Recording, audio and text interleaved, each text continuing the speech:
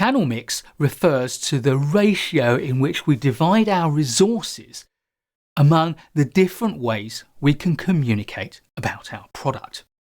It's a strategic document that identifies each channel that can contribute to delivering our message and demonstrates the optimum mix among them. Your goal is to maximize your reach and your effectiveness.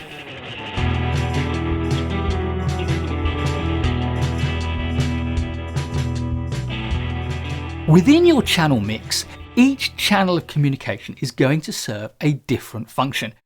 You'll select the channels that best serve each function you need to fulfill.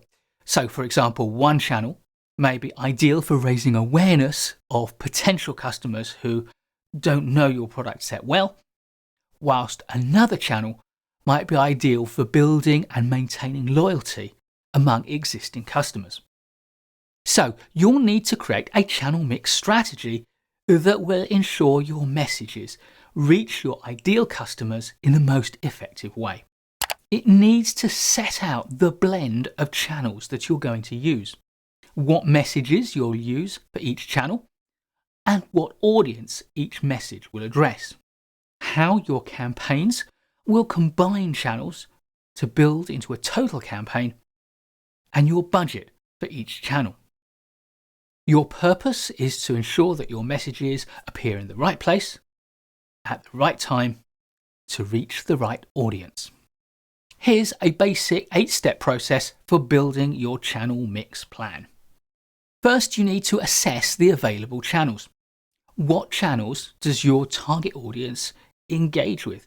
And to what extent do they engage with each channel? What are their preferences? And how much does each channel influence them? How many people does each channel reach per exposure? And what are the costs associated with each channel? Second, you need to understand the habits and the preferences of your target audience. Which channels do they like and prefer? Which ones do they use most? And which ones do they trust the most? Third, you need to assess the strengths and the weaknesses of each channel. Remember, you'll be building a channel mix so that the strengths of some channels make up for the weaknesses of others in building your program. And fourth, you're now ready to select the mix of channels that will best support your promotion strategy. This strategy is likely to have multiple components, and therefore you'll be bringing together a mix of channels that will achieve all of the components you have. Things like influencing and persuading your audience, informing and educating them, creating a buying intent, encouraging or reinforcing behaviour change, training your audience or improving their skills, or converting an already loyal customer into a fan of your product. Fifth, you need to balance reach and intensity. Reach refers to the number of customers that are exposed to your campaign, whilst intensity refers to the average number of times each customer receives your messages. You need to determine the right balance for you between these two. Maybe a high reach and low intensity, or a low reach and high intensity. Clearly, if you have a lot of budget, you can aspire to both. But in the real world, there are trade-offs to be made. Sixth, you need to match your messages to your chosen channels. Each type of channel will lend itself to particular types of messages. For example, long and complicated messages are probably best suited to channels like the print media or possibly to extended web pages. On the other hand, image-intensive messages lend themselves well to media like the television, film, or video online. Perhaps you might consider some of the social media which are designed to focus on imagery or indeed on video.